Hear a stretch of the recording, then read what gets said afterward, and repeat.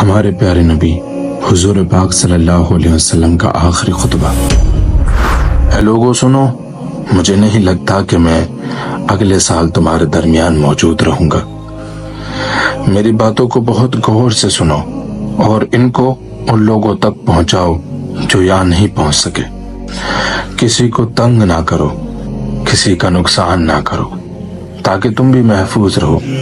یاد رکھو تمہیں اللہ سے ملنا ہے اور اللہ تعالیٰ تم سے تمہارے اعمال کے بارے میں سوال کرے گا۔ اللہ نے سود کو ختم کر دیا ہے، اس لیے آج سے سارا سود ختم کر دو۔ تم عورتوں پر حق رکھتے ہو اور وہ بھی تم پر حق رکھتی ہیں۔ جب وہ اپنے حقوق پورا کر رہی ہیں تو تم بھی ان کی ساری ذمہ داریاں پوری کرو۔ عورتوں کے بارے میں نرمی کا رویہ اختیار کرو، کیونکہ وہ تمہاری شریک حیات اور بے لوث خدمت گزار ہیں۔ ابھی زنا کے قریب مت جانا۔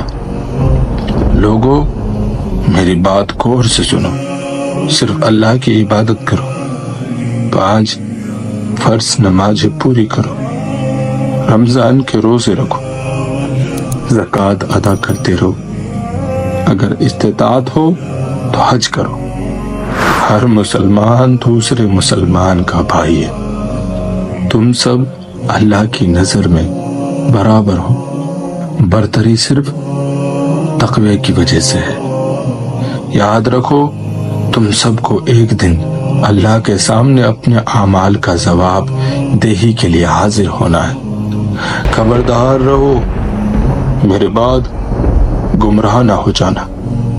میں تمہارے لیے 2 چیزیں چھوڑ کر جا رہا ہوں، قرآن اور میری سنت۔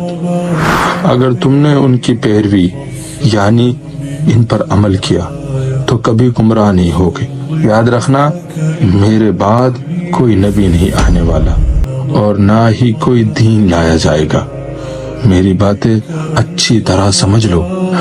سنو تم لوگ جو موجود ہو، اس بات کو اگلے لوگوں تک پہنچانا اور وہ اس بات کو اگلے لوگوں تک پہنچائیں، اور یہ ممکن ہے کہ بعد والے میری بات کو پہلے والوں سے زیادہ بہتر سمجھ کر عمل کر سکیں۔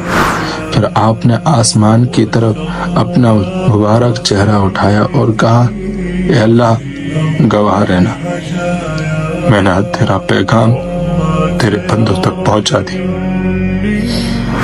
میں اپنے نبی صلی اللہ علیہ وسلم کا فرمان